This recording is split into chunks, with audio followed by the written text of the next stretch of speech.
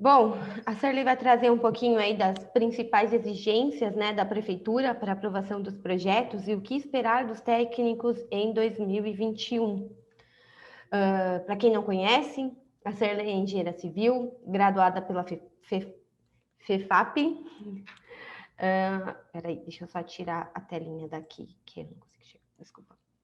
Graduada pela FEFAP, especializada em Direito Ambiental pela FMU, MBA em Gestão de Negócios e pós-graduada em Negócios Norte-Americanos, atuando em diferentes áreas, obras, projetos industriais, comerciais e residenciais, com ênfase em legislação municipal, estadual, federal e ambiental. Com mais de 23 anos de experiência na área de regularização imobiliária e empresarial, na Surly Polini Engenharia Consultiva, desenvolvimento de software de gestão documental na Safety Docs e cofundadora do Licenciamento Brasil. Bom, agora é contigo e até já já. Obrigada, Amandinha. Vamos lá. Eu preciso lembrar de tirar esses 23 anos de experiência, e já está ficando chato, né? Eu não queria falar nada não, mas tudo bem. Né? Tá ficando chato já esses 23 anos de experiência. Estão vendo minha telinha aí? Sim, mas a gente está vendo um Word. Um Word. Então, peraí que nós temos problemas. Agora sim. Agora estamos vendo a sua. Não, mas espera aí que você não deveria estar vendo o Word. Aqui é a tela.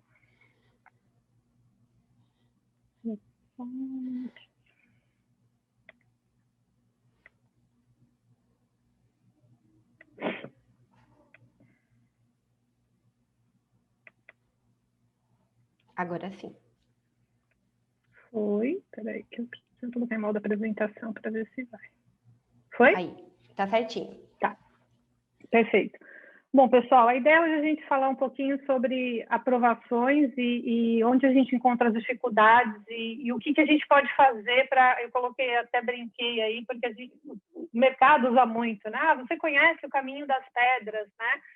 Então, o que a gente deve se preocupar quando a gente está falando de aprovação de projetos? Eu acho que durante o dia todo de hoje, em todas as palestras, foram mencionados alguns pontos que eu vou colocar aqui, e às vezes parece alguns pontos redundantes, que às vezes a gente fala assim, poxa, mas isso eu já sei, mas no dia a dia são esses pequenos detalhes que fazem a diferença na aprovação de projetos. Eu brinquei com os 23 anos de experiência em aprovações, e é o tempo que realmente eu estou no mercado, e com certeza esse tempo de mercado em aprovações e licenciamentos faz a gente aprender muita coisa que nenhuma universidade traz para a gente, porque nem as universidades, nem as faculdades, universidades de arquitetura ou de engenharia ensinam a parte de licenciamento e aprovações com profundidade que a gente precisaria para efetivamente tramitar nesses órgãos públicos, né? Então, assim, eu coloquei aqui uma visão geral do que a gente deve se preocupar quando a gente está trabalhando com aprovação de projetos, em empreendimentos e cuidando de processos propriamente dito, né? Então, o ponto de saída aí é a legislação aplicável, né? Depois o atendimento técnico, que eu vou falar um pouquinho para vocês. A experiência adquirida, sem dúvida, faz toda a diferença na análise dos processos. Cuidado com checklists de documento, a gente vai falar um pouquinho sobre isso. Qualidade dos projetos, que são detalhes que fazem diferença. Acompanhamento adequado de processo. E estudo e conhecimento técnico. Para quem quer trabalhar nessa área, não tem fórmula mágica que não seja estudar. As legislações estão em constante evolução, constante mudança, e a gente precisa estar sempre estudando. Então, assim, se você não gosta de estudar, procure alguém para trabalhar com você que goste, que vai poder estudar e trazer mais esse conhecimento técnico. Porque o conhecimento técnico ele vai te fortalecer no desenvolvimento de projetos e na consultoria dos clientes, tá? Então, deixa eu passar aqui. Falando um pouquinho sobre as legislações aplicáveis, né? Quais são os tipos de legislações que a gente tem que buscar para fazer uma aprovação de projeto, uma aprovação de empreendimento? Então, eu coloquei aqui algumas legislações básicas para a gente ter como referência. Que, assim, o que eu vejo muitas vezes, alguns profissionais que me procuram, fazendo perguntas básicas, de não saber muitas vezes nem onde procura informação, né? E eu acho que assim essa base da legislação ela é super importante para qualquer projeto que a gente vai desenvolver. Então, quando a gente está falando de desenvolvimento imobiliário, para qualquer aprovação de projeto de desenvolvimento imobiliário em qualquer cidade no Brasil, a gente vai ter que procurar o plano diretor, a lei de desocupação do solo e o código de obras. Lembrando que o plano diretor, cidades muito pequenas não tem, mas é muito pequenininha mesmo, mas a grande maioria das cidades tem. E, às vezes, a cidade também não tem a lei de desocupação do solo, ou o código de obras, ou o código sanitário, enfim. Mas, de maneira geral, as cidades maiores são essas 3 legislações que a gente procura para aprovar projetos. Então, só para vocês entenderem um pouquinho, para quem não conhece muito da diferença entre as legislações, eu sempre digo o seguinte, o plano diretor ele vai trazer aquela visão geral do que se quer de crescimento da cidade, né? De que forma que as construções devem ocupar a cidade para que a cidade cresça de uma maneira organizada. A lei de uso e ocupação do solo, o próprio nome já diz, é uma lei que vai dar as regras de como a gente vai usar, quando a gente está falando de atividades, ou ocupar esse solo, com as porcentagens e parâmetros construtivos. Ou seja, a gente vai determinar, na lei de uso e ocupação do solo, basicamente a caixa, né? A volumetria das edificações, o como que eu vou usar esses lotes, os terrenos, ou fazer o parcelamento de solo, enfim. E aí, por último, o código de obras, que vai determinar tudo, como tem que a obra efetivamente acontecer. E aí a gente vai estar falando de segurança, acessibilidade, vaga de estacionamento, enfim, outros parâmetros, e até os procedimentos administrativos normalmente está dentro do código de obras. Depois a gente vai para as legislações empresariais, que eu vou chamar aqui, que basicamente são as legislações que vão determinar para a gente de que forma que eu vou obter as licenças operacionais, que é a licença de funcionamento, é o CADAM, e outras licenças específicas dependendo da atividade. Então, aí eu vou estar falando da lei de desocupação do solo de novo, que vai determinar pelo zoneamento as atividades que são permitidas, né? Muitas cidades têm um código tributário que determina o procedimento administrativo para alvará de funcionamento, e normalmente uma legislação de publicidade ou de engenho, que em São Paulo a gente tem o nome de CADAM, tá? Em outros municípios tem outros nomes, mas basicamente é uma legislação específica de anúncio. Até a Lei Cidade Limpa de São Paulo, ela acabou sendo levada até para outros municípios. E aí eu coloquei aqui um quadrinho das licenças que a gente pode chamar assim de legislações especiais, eu estou chamando, né? E aí a gente vai buscar todas as legislações complementares de acordo com a atividade ou com o tipo de aprovação que a gente está buscando. Então, por exemplo, a gente estava falando agora há pouco de uma legislação de HIS. Então, uma legislação específica de uma atividade específica, né, e que complementa as outras legislações que a gente tem. Então, aí surge sempre aquela dúvida, eu atendo o Código de Obras ou atendo o decreto de HIS? E por aí vai. Mas a base a gente sempre tem que ter, né? Então, assim, a base da legislação do imobiliário, da legislação empresarial, a gente tem que ter conhecimento. Aí a gente vai atrás das legislações complementares. Aí aqui eu coloquei, por exemplo, a legislação referente a serviços e produtos de saúde, a gente vai falar de Visa, Anvisa, a gente falou hoje, teve uma palestra específica, por exemplo, de Visa em relação a hospitais, impacto ambiental, que a gente teve aí uma palestra dando uma visão geral de tudo que pode envolver legislação e aprovações ambientais, impacto de trânsito, segurança, que a gente falou hoje também, e acessibilidade, que também a gente já trouxe, a Elisa Prada, outra parceira nossa aqui do Licenciamento Brasil, veio para alguns eventos falar um pouco de acessibilidade, tem vídeo no YouTube, inclusive. Então, assim, essas são assim, o básico de legislação que quem quer projetar ou construir em qualquer cidade tem que estar atento e tem que procurar. Então, se eu tiver que fazer um bookzinho lá de legislação que eu vou ter que olhar, eu tenho que passar por essas caixinhas de forma tranquila e ter conhecimento de todas elas, tá? É lógico que aquilo que eu estava até conversando com o coronel na palestra de segurança, Não é que eu vou ser PhD, eu sei artigo 15 do parágrafo 14. Então, assim, isso em algum momento a gente até acaba acostumando. Conforme você vai usando a lei, alguns artigos a gente vai se acostumando. Mas não necessariamente você precisa decorar, mas você precisa ter uma noção de que existe aquele artigo. Às vezes eu falo assim, poxa, tem um artigo que está na legislação, ele fala mais ou menos assim. Aí você vai, procura e realmente você localiza, tá? E onde encontrar essas legislações, né? Então, assim, eu sempre digo que a legislação a gente tem que tomar um pouco de cuidado, de buscar sempre fontes confiáveis, porque na internet, às vezes, tem muita coisa que, às vezes, publicam minuta de lei, às vezes, publicam minuta de NBR, e aí, às vezes, não é a lei final, né? Então, é super importante vocês confirmarem a fonte da lei que vocês estão consultando, para ter certeza de que é a última, que foi efetivamente aquela publicada. Então, eu coloquei aqui o site dos órgãos públicos, com certeza é uma fonte um pouco mais segura. Em alguns municípios, a gente tem até o site da Câmara dos Vereadores, onde você pode consultar a publicação dessas leis, ou um diário oficial, que você pode consultar. O Google, sem dúvida, é uma ferramenta que serve de base para a gente pesquisar.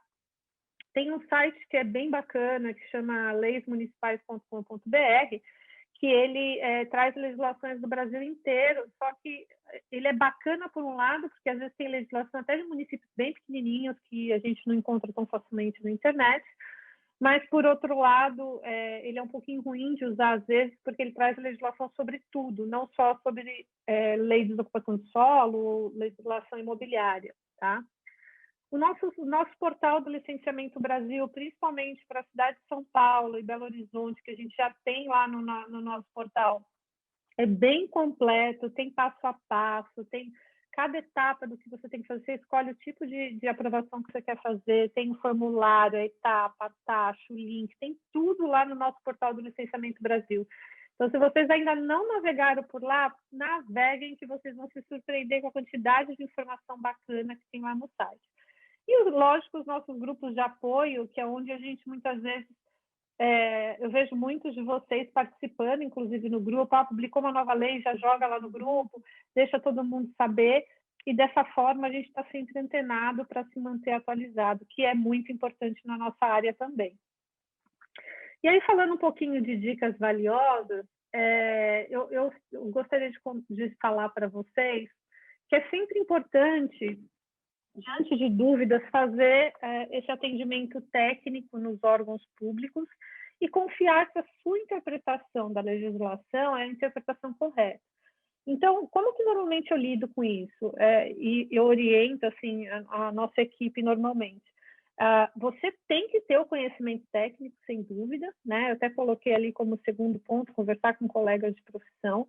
Então, assim, você estuda a legislação, tira dúvida no órgão público, muitas vezes com mais de uma pessoa. Então, a gente está conversando agora com a Júlia, a Júlia falou, deixa eu falar com tal pessoa que vai saber me esclarecer. Então, assim, essa troca, como vocês podem ver, é super importante, acontece dentro da prefeitura e tem que acontecer fora, né? Então, você tira dúvida com uma, duas pessoas, até você chegar numa conclusão um pouco mais razoável ou que faça sentido diante do que você leu na legislação, e para isso você tem que ter estudado, tem que ter conhecimento técnico. Então, conversar com colegas de profissão e ter uma outra fonte de informação, uma outra fonte de experiência, onde você pode falar assim, bom, o teu colega fala, eu vivi isso em tal prefeitura e aconteceu dessa forma. Faz com que você vai construindo um raciocínio de qual a interpretação da legislação deve ser considerada, né? Checklist de documentos disponibilizados, siga a risca, né? Não permita fazer o mais ou menos, isso só vai fazer perder tempo.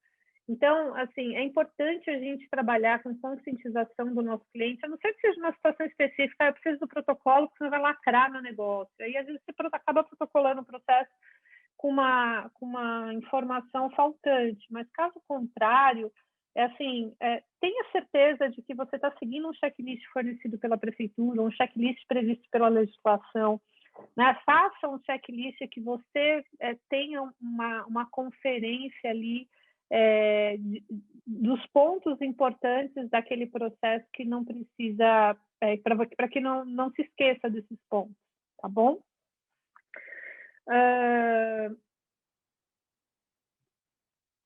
Bom, e o que não pode faltar aqui? Eu separei em projeto e processo, que é mais para a gente poder ter uma visão. De novo, às vezes são pontos que a gente fala assim, poxa, mas isso é óbvio, Stanley, mas é um óbvio que é tantas vezes esquecido, gente. Se vocês tivessem ideia, bom, vocês têm, vocês vivem isso no dia a dia, o quanto de projetos chega, assim, incompleto, às vezes o cliente fala, não precisa fazer o projeto padrão que o nosso arquiteto vai fazer. E aí, quando chega o projeto do arquiteto, é um projeto que, assim, você vai ter mais trabalho refazendo o projeto do que se a gente tivesse feito. Então, assim, é importante que a gente trabalhe nessa formação dos profissionais e que existe uma linguagem específica para trabalhar nos órgãos públicos, né? O projeto arquitetônico, ele tem uma função, que é aquela função de detalhar, de construir, de fazer um bom projeto, de fazer uma boa obra. Mas o projeto padrão prefeitura, ele tem uma outra função, que é atender às legislações e, portanto, tem um padrão, né? E aí eu estou falando padrão prefeitura, mas a gente pode colocar padrão bombeiro, padrão vigilância. Cada órgão público tem o seu padrão porque ele quer ver só as informações que importam para ele, né? Então, às vezes o cliente fala assim, eu tenho um projeto de bombeiro, então não preciso fazer o projeto de seguro. É uma outra linguagem, uma outra forma de apresentação. Bom, então o primeiro ponto aqui que eu coloco é o carimbo padrão, né? Então, carimbo padrão, assim, é perder tempo se você faz algo diferente do que a prefeitura quer. Entre no site, a gente tem, na verdade, portaria que determina como tem que ser o carimbo, o tamanho, quais são as informações que tem que ter nesse carimbo, né? Como que você coloca o nome do proprietário. Então, assim, existe um detalhamento para isso. Relação de notas padrões também. Então, as notinhas lá do que tem que ter, como que é a ligação de gás, como que é a ligação de água, tem ventilação permanente ou forçada, enfim. O padrãozinho de notas que tem que ter nesse projeto. Usar a pena correta de forma que facilite a visualização das informações. Às vezes a gente abre o projeto, a pessoa faz assim, né? Pega o projeto, manda para a copiadora, aí não olha o projeto, aí esse projeto vai para o cliente assinar, o cliente assina, não olha também, quando chega para a gente abre o projeto, está com as fotos tudo estourada, ou não dá para ler a informação direito. Então, assim, o tipo de coisa, de novo, que a gente faz muitas vezes na pressa e acaba perdendo tempo em vez de ganhar tempo. Memória de cálculo que permita o cálculo na mão ainda. Apesar de a gente ter ainda muitos processos, já ter muitos processos digitais, para aquelas prefeituras em que ainda não tem o processo digital, que você não manda o arquivo eletrônico, é super importante ter memória de cálculo, de forma que seja possível formar figuras geométricas, seja possível calcular na mão.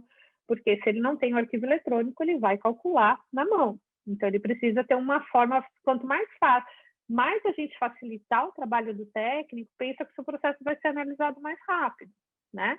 Então, pensa assim, o que eu posso dar de informação para o técnico no meu projeto, que vai melhorar a análise e vai melhorar a dinâmica de aprovação do projeto.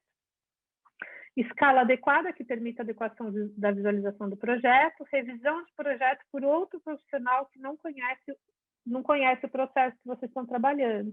Isso a gente tem no escritório, a gente tem um departamento de qualidade no escritório, que é uma profissional que ela fica responsável por olhar o projeto pela primeira vez, né? Então, assim, eu acho que teve um dos palestrantes até que comentou aqui, agora não vou me lembrar quem foi, justamente isso, tipo, acho que foi a Fabi, que falou que o técnico está olhando aquele projeto pela primeira vez, né? Então, se você tem alguém dentro da sua equipe que vai olhar esse projeto que você fez pela primeira vez, ele vai poder te fazer perguntas de coisas que ele não entendeu do projeto.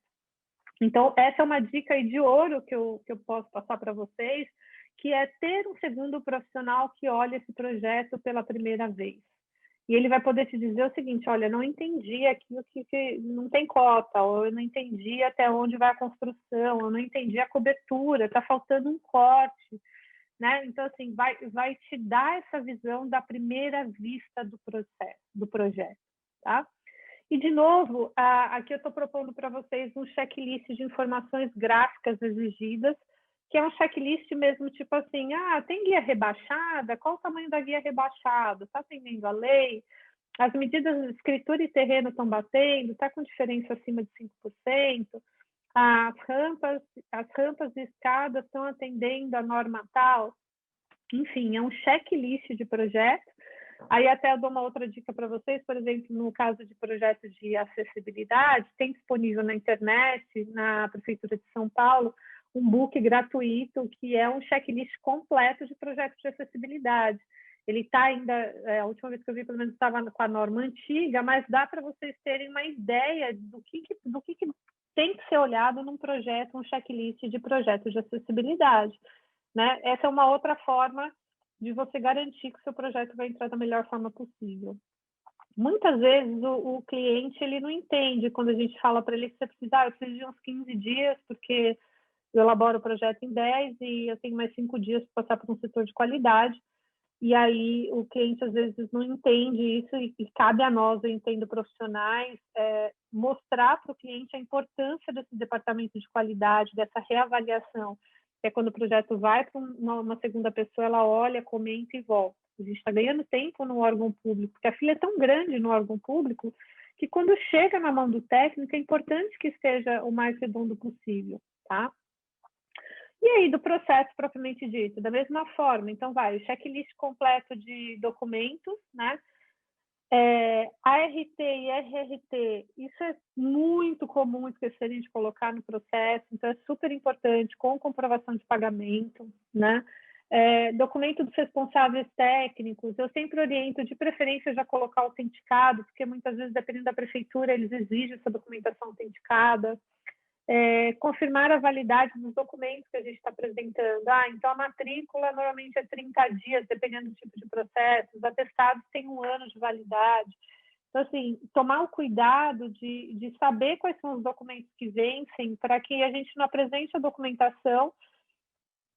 Ou muitas vezes a gente pode até apresentar, por exemplo, eu tenho um atestado que está vencendo daqui 4 meses, mas eu sei que o processo, em média, demora no mínimo 6. Então, assim, eu já aviso o cliente, o atestado que você está me entregando está com validade de 4 meses. Se o processo demorar mais que isso, a gente vai ter que providenciar outro. Porque muitas vezes o cliente ele não tem como uma periodicidade renovar esses atestados. Então, ele só faz por conta do processo. Se você não avisa isso com antecedência, ele vai ficar bravo quando você pedir um novo atestado, porque o processo demorou, tá? Então, isso é outro ponto importante. Bom, preencher corretamente, completamente os formulários e atentar-se à forma de assinatura, né? Então, preencher completamente os formulários, assim, o formulário ele tem um fim, principalmente agora que são os formulários eletrônicos. A Amanda comentou, né, que às vezes dá lá o alvará cassado porque você preencheu o formulário errado. Então, assim, na dúvida, de novo, eu coloquei aqui também, peça para um outro profissional, um segundo profissional, analisar esses formulários para ter certeza que você não errou ou não esqueceu alguma informação. Todos nós somos humanos, então é normal. Às vezes você pega um formulário padrão que já estava preenchido no escritório, vai preencher e erra o número de CNPJ. É básico, mas acontece, não vou dizer que não acontece. Então, assim, se você tem um segundo profissional olhando esse material, a chance de acontecer um erro é muito menor, tá? E como fazer o acompanhamento adequado, né? O que eu indico aí de um acompanhamento adequado de processo? Então, hoje em dia a gente tem muita questão do acompanhamento online, em função até de tudo que a gente está vivendo de pandemia. E aí eu sugiro que esse acompanhamento online ou por telefone seja feito pelo menos uma vez por semana. Quando possível, o atendimento presencial ele é super importante e definitivamente faz com que o processo ande um pouquinho mais rápido, tá? Alguns órgãos, eles têm aceitado meeting virtuais, então, não tendo a possibilidade de fazer o atendimento, tenta fazer esse virtual, tenta fazer por telefone, criar uma aproximação com os técnicos é super importante, ajuda bastante na comunicação, né? E aí, mais uma coisa que eu sempre digo é o seguinte: não gaste uma oportunidade de uma reunião com o técnico, muitas vezes enviando um profissional só para fazer o processo andar. entendeu? Porque se você não vai para uma reunião preparado, com conhecimento técnico, com entendimento do processo, vai perder o seu tempo, o tempo do técnico. Então, assim, é super importante que quem vá fazer o atendimento com o técnico tenha conhecimento do processo, tenha conhecimento do projeto. Eu sempre brinco com a equipe que, assim, a primeira resposta do balcão é: estou analisando, e te bota embora para casa. Então, assim, se você tem um pouquinho de conhecimento técnico, pouquinho não, se você tem um conhecimento do projeto e está familiarizado com o que você precisa, a conversa é muito mais aberta com o técnico. E o técnico, quando ele percebe que você tem um conhecimento técnico, ele também vai se abrir para trocar uma ideia contigo e, de repente, muitas vezes, analisar o processo enquanto você está ali no atendimento, né? Ou, pelo menos, iniciar uma análise logo depois desse atendimento, tá? Então, isso é realmente super importante.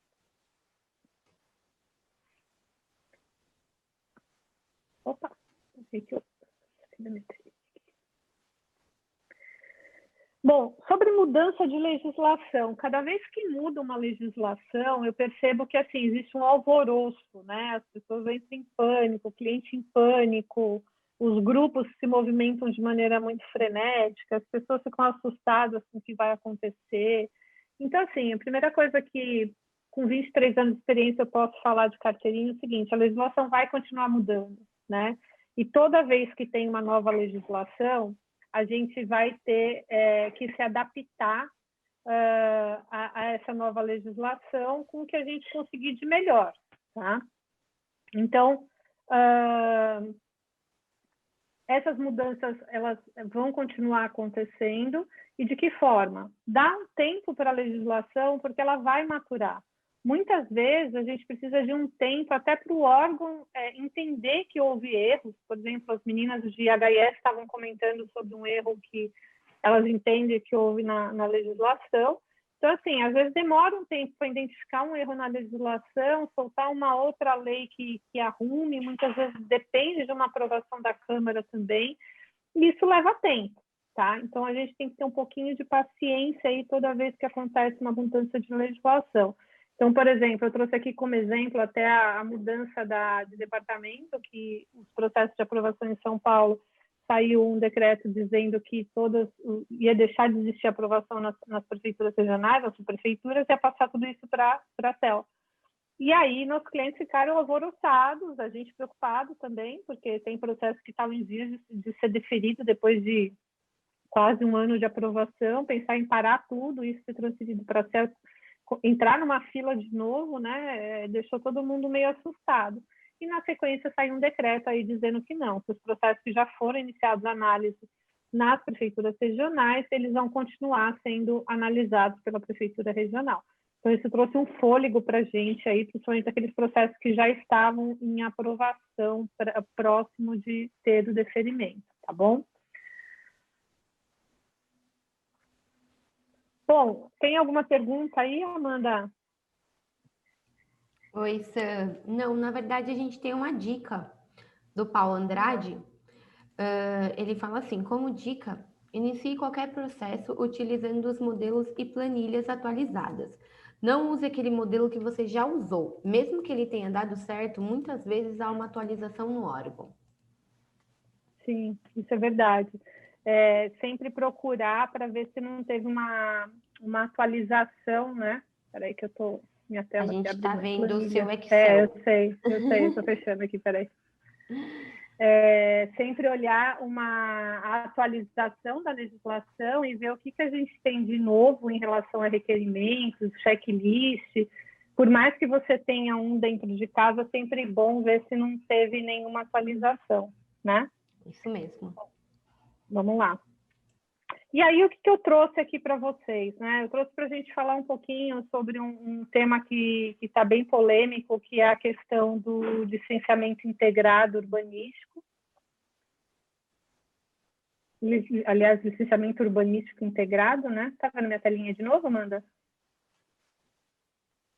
Sim, sim. Tá? Porque isso daqui está um alvoroço, né? Vira e mexe, começaram a acontecer algumas discussões até nos grupos do Licenciamento Brasil, e isso acaba muitas vezes gerando opiniões contrárias. Muita gente fala assim, vai acabar com o nosso emprego, vai acabar com o nosso trabalho, vai continuar vendendo, vão aparecer um monte de gente vendendo certificados, vendendo atestados, enfim. E aí eu trouxe um pouquinho para vocês aqui do conhecimento do que tem na legislação e um pouco da minha opinião em relação a esse assunto, para que a gente depois possa até trocar, discutir um pouquinho, né? Então, para quem não sabe, o governo lançou o licenciamento urbanístico integrado, que ele visa melhorar a burocracia no Brasil como um todo, né? Teoricamente, foi lançado no final do ano, assim, teve uma repercussão bem negativa em relação até algumas associações de classe. E a gente, como eu acabei de falar, eu acho que o mais importante é a gente esperar essa legislação ser maturada. Com certeza virão outras legislações complementares, outras informações que vão agregar valor e trazer a gente para uma zona de conforto novamente em relação a essas mudanças. E aí eu trouxe alguns pontos para vocês da minha visão em relação a essa legislação e o que a gente pode esperar, que aí falando um pouquinho até do tema da palestra de hoje, que é o que a gente pode esperar dos técnicos em 2021, né? Então, assim, aquela frase que a gente ouve em todos os lugares, né? Seja gentil, ninguém está bem passando por essa pandemia, né? Todo mundo teve que se adaptar. E, assim, os órgãos públicos não é diferente, eles também tiveram que se adaptar, né? E muitas vezes a gente tem a necessidade de salvar o nosso, que a gente tem de compromisso, e esquece que o outro lado também está tendo que se adaptar. Falando um pouquinho de burocracia, a gente tem uma palestra no YouTube que nós fizemos no Meetup 1.0 até, com o pessoal do Banco Mundial, de um trabalho bem legal que eles fazem, que é em relação a classificar as economias do mundo em relação à complexidade e burocracia, né? E o ano passado nós participamos desse projeto com eles. Aliás, acho que eles estão lançando provavelmente o guia do ano passado agora para fevereiro. A gente até combinar de tentar trazer eles de volta para falar sobre isso. E aí eles fazem um ranking dos países em facilidade de fazer negócio ou dificuldade de fazer negócio. E aqui o governo federal, eles utilizaram esses dados também para justificar, não, provavelmente todo o projeto foi feito partindo desse ponto onde o Brasil é classificado entre 180 economias do mundo, ele está em, eu não sei nem falar esse número, 170, né? 180 economias do mundo, em dificuldade de fazer negócio. Então, se a gente falar o tempo, ali ele coloca aqui tanto em tempo quanto em quantidade de procedimentos, né? Então, em média, se leva em 338 dias para aprovar um projeto no Brasil, e o número de procedimentos, se eu não me engano, ali estava em 35, tá? Olhando essa figura que o governo está tentando, dentro desse projeto, reduzir o tempo de aprovação e reduzir a burocracia, né? E de que forma que eles pensaram nisso, né? E desenharam esse projeto. Então, o primeiro ponto é identificar os problemas. Então, basicamente, e é problema real, não é nada inventado, porque isso a gente vive na pele, né? Então, o primeiro problema é que os procedimentos são completamente separados, né? São desconexos entre as prefeituras e o Corpo de Bombeiros. Isso a gente vive no dia a dia, né? Muitas vezes você atende a legislação do bombeiro, não atende a prefeitura, dependendo do lugar que você está. Excesso de burocracia e complexidade de procedimento e transferência de responsabilidade da obra para os funcionários públicos. Então, isso, para a gente em São Paulo, já mudou tem algum tempo, desde o nosso novo Código de Obras. Isso já transferiu muito da responsabilidade técnica para o técnico responsável. Eu me lembro que quando saiu o Código de Obras foi um boom também, todos os técnicos desesperados, falando, agora eu vou ter que assinar tudo. Eu brincava, é só você assinar que está doando o rim e está tudo certo. E isso, na verdade, o que o governo federal está fazendo é algo que a gente já está vivendo, já tem algum tempo aqui em São Paulo, né? Então, tirar um pouco a responsabilidade a responsabilidade técnica do poder público e deixar a responsabilidade legal do poder público, que é cobrar esses documentos de quem deve ser o responsável técnico, né? Então, essa é um pouquinho da minha visão aí do objetivo. E aí, o que se pretende com esse licenciamento urbanístico integrado, né? Na verdade, quem tiver curiosidade, depois a gente pode passar aí nos nossos grupos de WhatsApp, as pessoas já publicaram muitas vezes lá, mas a gente pode passar de novo. Ele trata um pouquinho de classificação de 2 tipos de riscos, né? O risco A e o risco B, e o alto risco, que seria aquele que mantém-se no procedimento tradicional, que é o de aprovação convencional de papel ou eletrônico, mas os procedimentos que as prefeituras já adotam. E aí, dentro do risco A e do risco B, o risco A estariam aquelas construções que podem ser, cada município vai definir o que classifica de risco A e risco B, mas, assim, contando um pouquinho da nossa experiência que a gente está tendo em São Paulo, tanto com o processo de anistia, porque no processo de anistia, para quem não sabe, a gente também tem esses riscos, né? Risco baixo, que é aí tem o declaratório, e depois tem o convencional. Então, assim, na anistia, quantos imóveis não foram regularizados automaticamente até lá 150 metros quadrados, né? Isso é um risco baixo, querendo ou não. Aí tem o declaratório lá, que é como se fosse o risco B. Olha, você apresenta a documentação, mas não vai ter tanta exigência. Então, assim, isso a gente já está vivendo na Prefeitura de São Paulo, esse movimento. Na verdade, o que eles estão tentando trazer aqui no licenciamento urbanístico integrado é justamente trazer isso mais para o governo federal de uma forma como um todo e expandir isso para outros tipos de processos, né? Mesmo o nosso alvará de funcionamento em São Paulo, a Amanda falou um pouquinho aí, a gente tem o alvará de funcionamento de baixo risco, tem o alvará de funcionamento de, como chama? Condicionado. Então, nisso a gente já está trabalhando também a questão do baixo risco, tá? Então, assim, o que se prevê aqui nesse caso, né? Ter um único portal de entrada para o baixo risco e o risco B, que provavelmente vão ter declarações onde o responsável técnico aí está doando o seu rim também, né? Brincadeiras à parte, na verdade, alguns atos vão ter que ter a responsabilidade técnica do arquiteto, do engenheiro, e vinculando muitas vezes até a Prefeitura e o Corpo de Bombeiros uma única aprovação, e vão se manter o alto risco também. Nesse caso, quem vai definir o que é risco A, B ou o risco alto são as prefeituras, que é quem tem competência para isso e devem legislar para isso. Então, assim, o primeiro ponto que eu vou falar para vocês em relação a isso é: tenham calma, né? Clientes vão continuar perguntando, eu tenho clientes que estão aqui nos assistindo também, tipo, o que vai acontecer? Vai mudar? Eu tenho que correr para protocolar alguma coisa? Assim, a gente precisa ter calma e esperar algumas definições acontecerem ainda, tá? A gente não está com muita coisa bem definida. O segundo ponto aqui é em relação à fiscalização. Então, outras coisas que eu ouço é tipo assim, agora vai virar uma bagunça, todo mundo vai construir o que quiser. Essas são as frases que a gente ouve, né? Então, assim, teoricamente, a legislação ela prevê que a fiscalização continua sendo do município.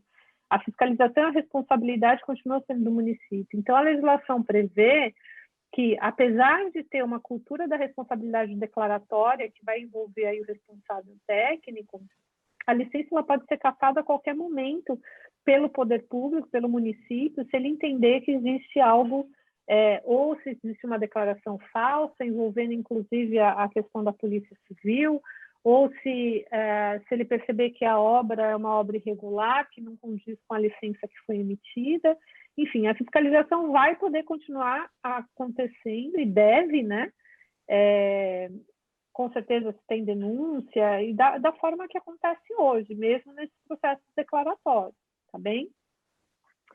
Bom, e aí como fica a questão da responsabilidade, né? Então, também eu acho que é outro ponto bem discutido, assim, bem polêmico, né?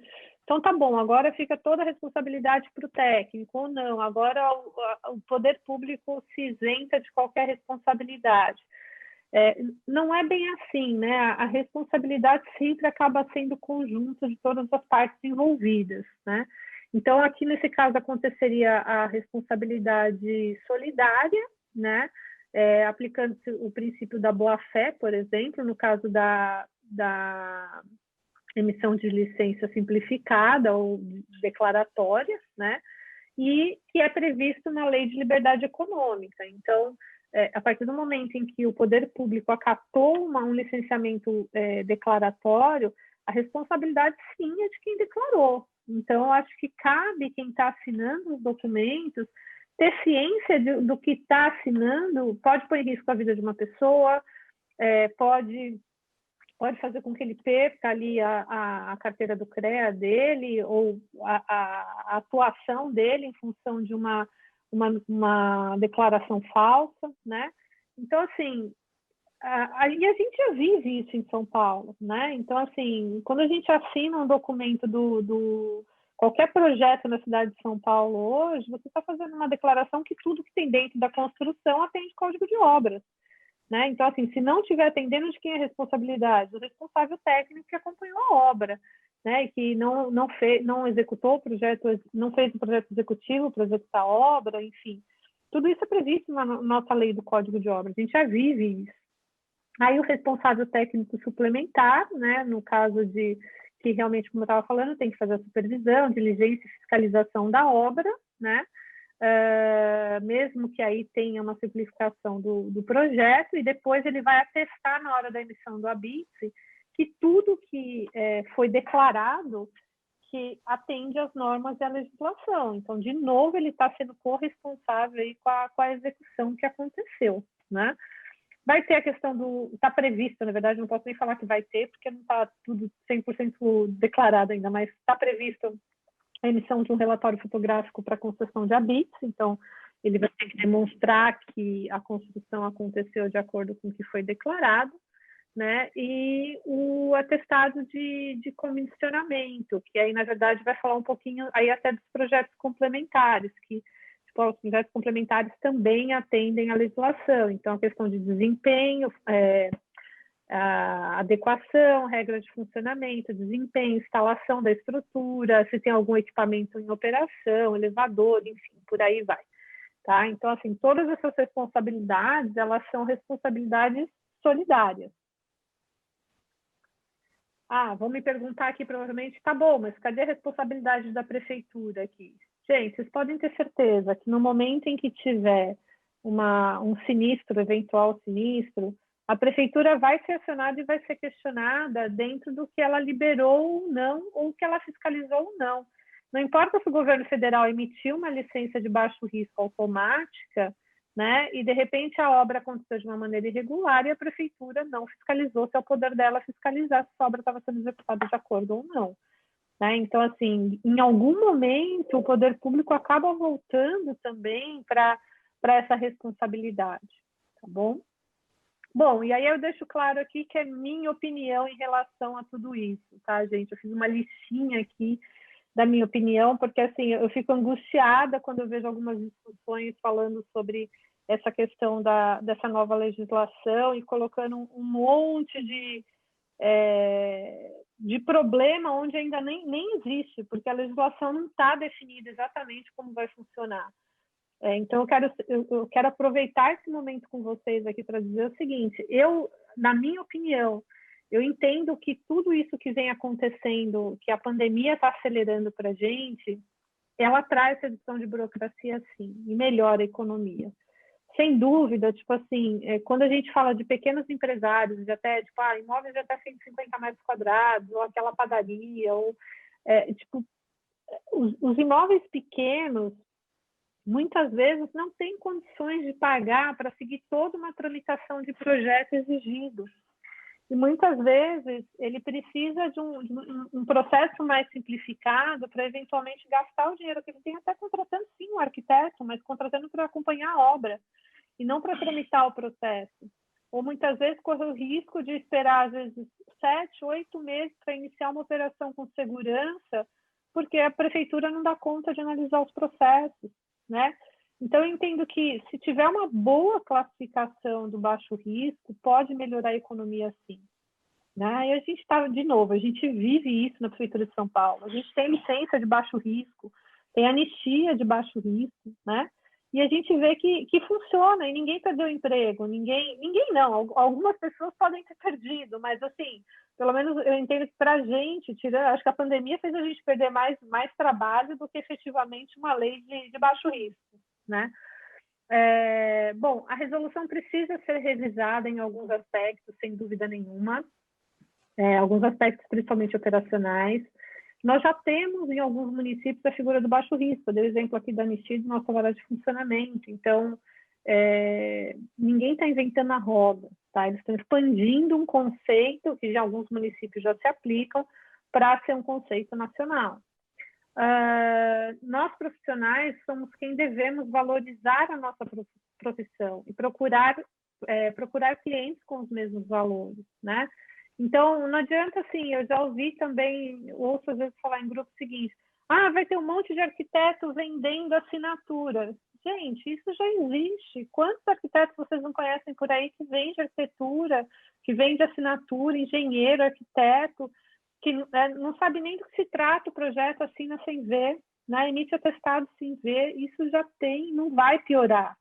Né? Eu acho que cabe a nós mostrar o valor do nosso trabalho, mostrar de que forma o cliente está investindo em licenciamento, em aprovações adequadas, investindo em projetos, investindo em segurança das pessoas, investindo em acessibilidade que vai atrair pessoas para o negócio dele. Então, assim, investindo para não ter problema com seguro, investindo para não ter problema com processo depois numa área de saúde, enfim. Eu acho que cabe a nós também, e até essa comunidade, esse grupo, valorizar aquilo que é bom, né? Vamos focar esforços naquilo que nós somos bons. E aí eu coloco mais uma questão da minha opinião, é que a gente deve continuar estudando para melhorar a nossa qualificação técnica e mostrar que existe diferença entre os profissionais que vendem assinatura e os profissionais que efetivamente têm conhecimento técnico para somar para esse cliente, tá? Que mais? E é lógico que a qualificação técnica faz com que a gente consiga aí passar a atender clientes de portes maiores, né? Então tá bom, vai ter o risco A, que eu não vou conseguir mais trabalhar, o risco B, talvez, vai ter muita gente vendendo assinatura. Poxa, por que eu não posso estudar, melhorar, ter mais conhecimento para poder conseguir sentar na frente de um cliente e pegar um empreendimento de grande porte para aprovar? Ou eventualmente fazer parcerias que agreguem valor para o meu negócio e que eu possa pegar um projeto maior para aprovar, né? Então, assim, você não precisa necessariamente estar competindo por aquilo que a legislação está tirando da gente, vamos dizer assim, né? Tirando da gente. Mas você pode fazer o contrário, você pode se qualificar e subir para um outro patamar para atender projetos de maior porte, para ter mais conhecimento técnico e mais conhecimento para contribuir com o seu cliente, tá? Sempre haverá na nossa área a atuação de profissionais que vendem assinatura. Isso tem, eu sempre brinco, enquanto tiver quem pague, tem quem venda suas assinaturas, né? Sempre haverá pessoas que querem um jeito de fazer as coisas mais fáceis e fora da lei. Então, assim, cabe a gente falar, olha, eu não trabalho dessa forma, não tenho como fazer. Não, você assina assim, mas eu vou fazer assado. Então, eu durmo com a cabeça no travesseiro, assisto o jornal com as minhas filhas e tenho tranquilidade de dormir dessa forma. Então, assim, são escolhas que esses profissionais fazem para estar no mercado. Isso vai continuar acontecendo, tá? O nosso papel, aí eu falando agora, convidando a nossa comunidade de novo, estou super feliz que a gente está continuando com a audiência aí com quase 75 pessoas, acho que é a última hora que eu olhei. E, assim, convido realmente vocês para refletirem um pouco sobre o poder que a gente tem dessa união, né? Dessa união desse nosso público para fazer valer o nosso conhecimento técnico, valorizar o nosso conhecimento técnico. E aguardar, eu sei que é muito difícil o que eu vou falar agora, porque eu sei que tem uma briga danada entre os órgãos de classe, mas, assim, a gente espera que, tendo prejuízo para os profissionais, engenheiros e arquitetos, que os órgãos de classe trabalhem em nosso favor também, né? A gente tem algumas manifestações, com certeza, tendo necessidade de defender aí a nossa categoria, eles devem fazer alguma coisa. Mas eu acho que, de verdade, na minha opinião, acho que o maior poder que a gente tem é o de conhecimento, tá? Assim, eu trabalho há 23 anos com isso e não tem um dia só da minha vida que eu não parei para estudar alguma coisa em relação à legislação.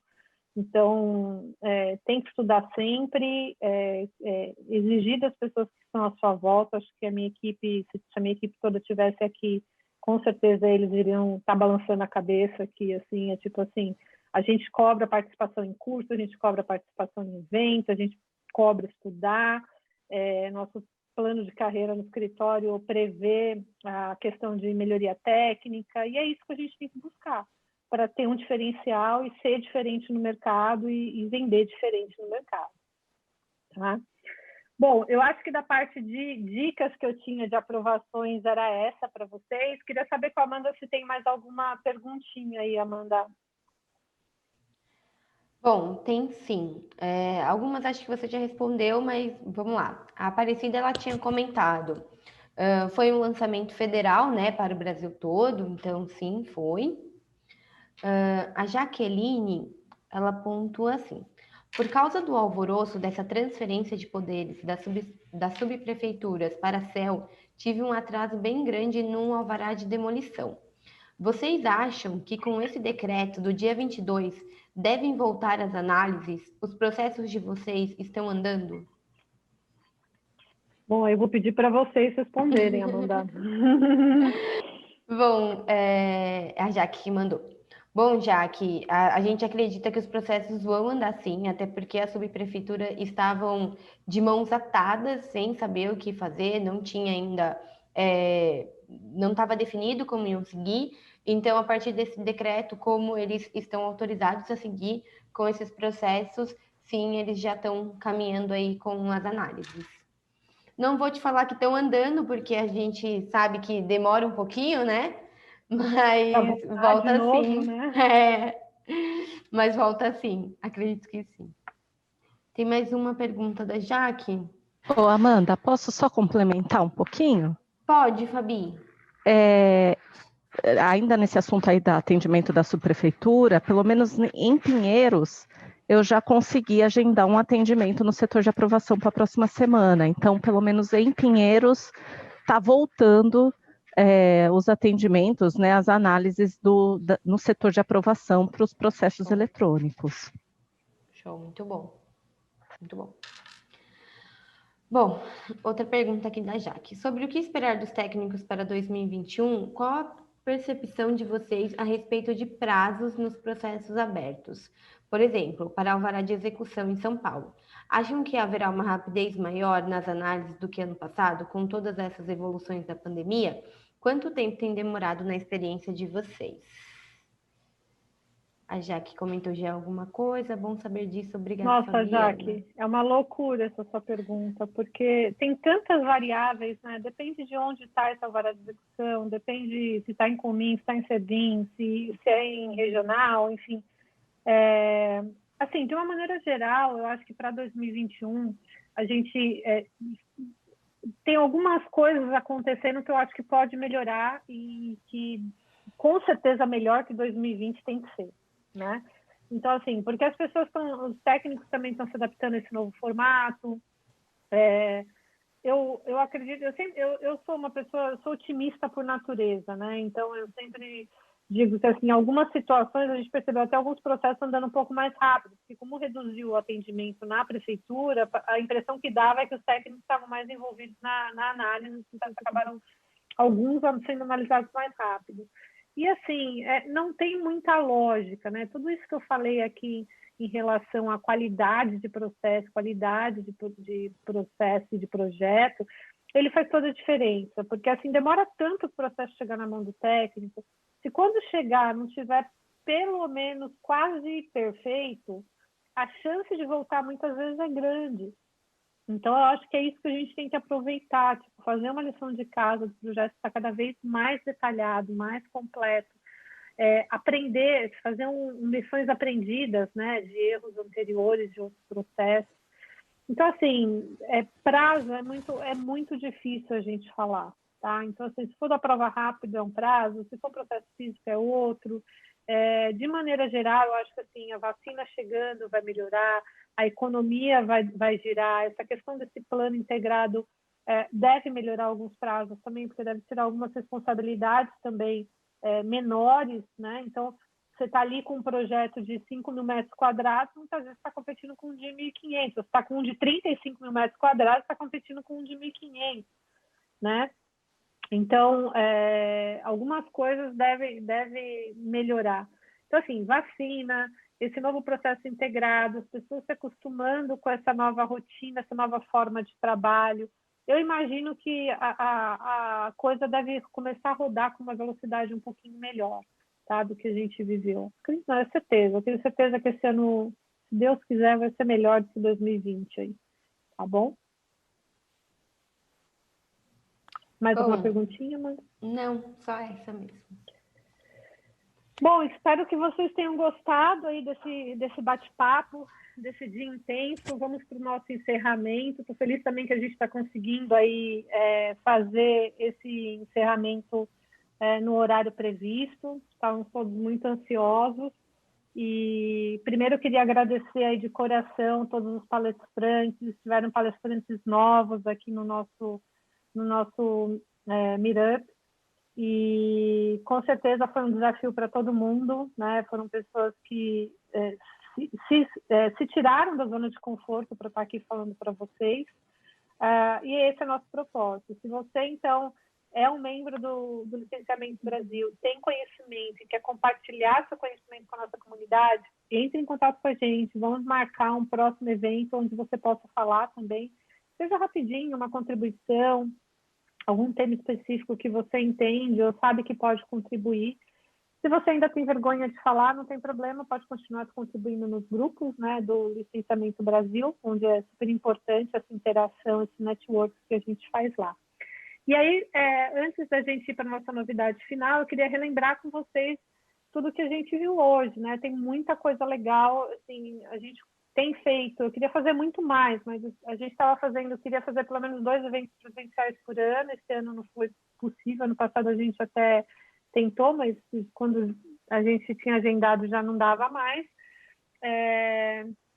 E a ideia é trazer sempre essas novidades, que é um dos nossos propósitos do Licenciamento Brasil, trazer tecnologia, novidade, inovação. Então, só relembrar para quem não esteve aqui o dia todo, a gente está com um grupo agora no Telegram do Licenciamento Brasil, a Gé vai colocar de novo o link aí para quem não entrou. Nós temos o processo online, que você pode protocolar processo no Brasil inteiro, contando com a nossa rede de consultores, né, que já são cadastrados no portal. Então, se você é um consultor de aprovações, entre no nosso portal e se cadastre lá.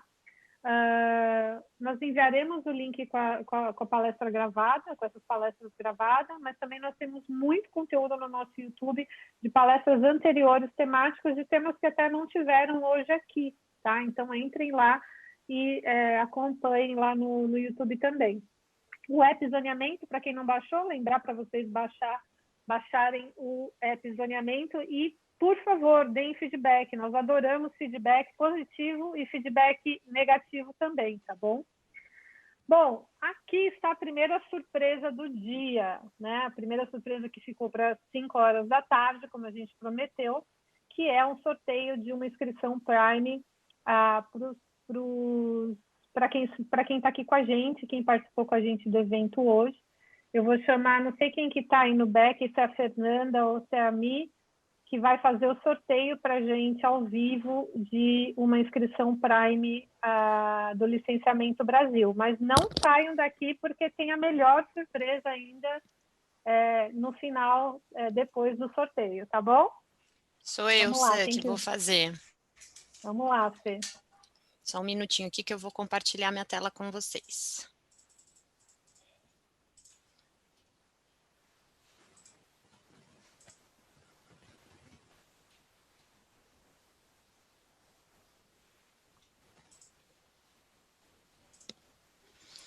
Me avisem quando estiverem vendo a nossa tela aqui.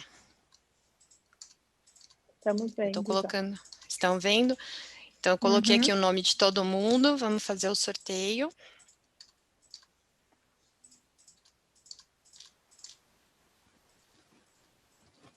Aqui estão todos os participantes que estão agora na live, tá?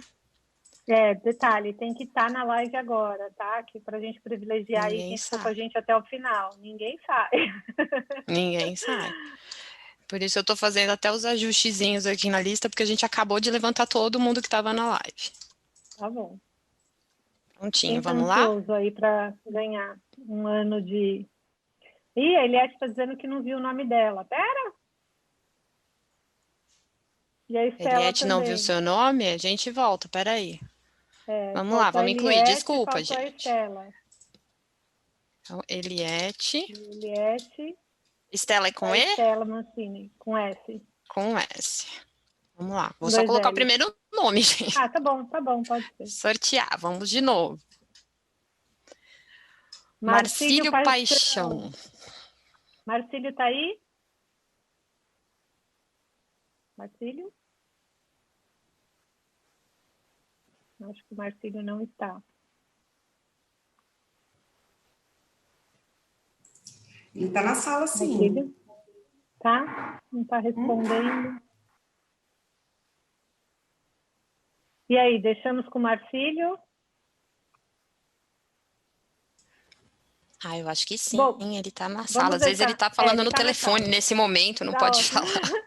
Então, pronto. O Marcílio ganhou aí um ano da licença Prime, né, do Licenciamento Brasil. A gente entra em contato com ele. Se por acaso o Marcílio não for ficar alguma coisa, a gente volta a sortear e comunica de novo vocês, tá bom? Vamos lá, vamos continuar aqui para mais surpresas do dia.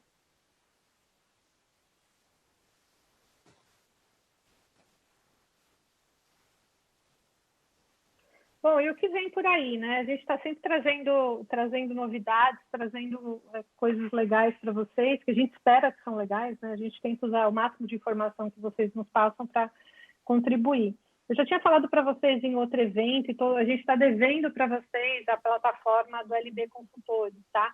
Esse ano sai a plataforma do LB Consultores e nós queremos, inclusive, convidar profissionais que queiram ser os primeiros a usar a plataforma LB Consultores na nossa versão de teste.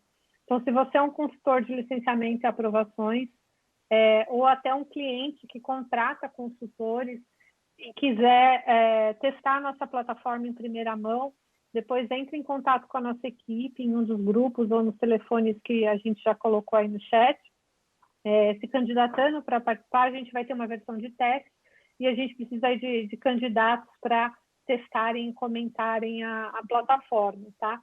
E aí, provavelmente, no nosso próximo evento já vai estar rodando da forma que a gente quer e com todo o conteúdo que a gente espera.